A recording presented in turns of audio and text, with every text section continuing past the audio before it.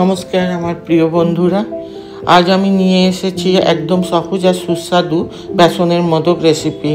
উৎসবের দিনে বা কিংবা বিশেষ কোনো মুহূর্তে এই মিষ্টি সবার মন জয় করবে। আমি একটা কড়াইয়ের মধ্যে হাফ কাপ গাওয়া ঘি ও 1 কাপ বেসন দিয়ে খুব ভালো করে ভেজে নেব। বেসনটা থেকে যতক্ষণ একটা সুগন্ধ না বেরোবে ততক্ষণ পর্যন্ত এটা ভাজতে থাকবো। আর এই পুরো রেসিপিটা একদম কম আঁচে করতে হবে। এভাবে বেসনটা ভাজতেই থাকবো। দেখুন প্রথমে শুকিয়ে গেছিল, কিন্তু যত ভাজা হয়ে যাবে আবার ঘিটা রিলিজ করবে। এইভাবে দেখুন বেসনটা প্রায় ভাজা হয়ে গেছে, রংটাও বদলে গেছে। এবারে আমি হাফ কাপ গুঁড়ো চিনি দিয়ে দেব। মিষ্টিটা যে যার পছন্দ মতন দিতে হবে। এভাবে চিনিটাও খুব ভালো করে বেসনের সাথে মিলিয়ে নেব।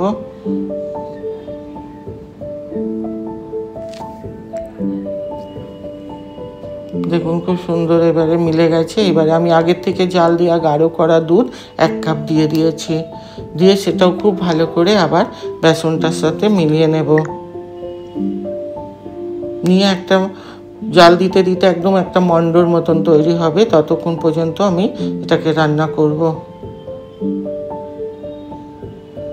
দেখুন দুধটা শুকিয়ে আসছে, এবার একটা মন্ডর মতন তৈরি হচ্ছে।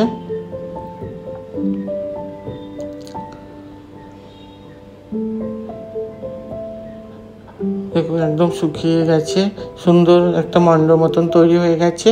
এবং আমি জাফরান আগের থেকে দুধে ভিজিয়ে রেখেছিলাম, সেই জাফরানটা দিয়ে দিলাম।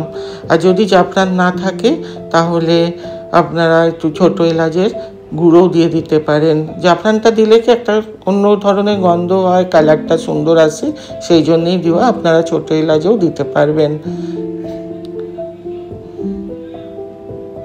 দিয়ে আমি একটা থালার মধ্যে নামিয়ে নিয়ে হালকা যখন ঠান্ডা থাকবে এইভাবে হাত দিয়ে ভালো করে মেখে নেব। এবারে মোদক বানানো যে ছাঁচ পাওয়া যায় সেই ছাঁচের মধ্যে একটু করে ঘি লাগিয়ে নেব। নিয়ে অল্প করে ড্রাই ফ্রুট দিয়ে দেব। দিয়ে অল্প অল্প করে লেচি নিয়ে প্রত্যেকটা কাপের মধ্যে আমি দিয়ে দেব।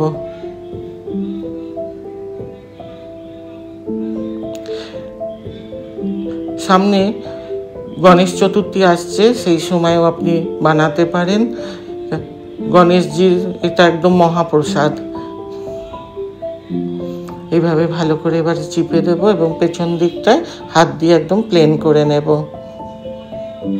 এবার ধার দিয়ে হালকা হালকা বেরিয়ে গেছে, সেগুলো হাত দিয়ে বের করে নেব। দেখলেন তো কত সহজে বেসনের মোদক বানানো যায়।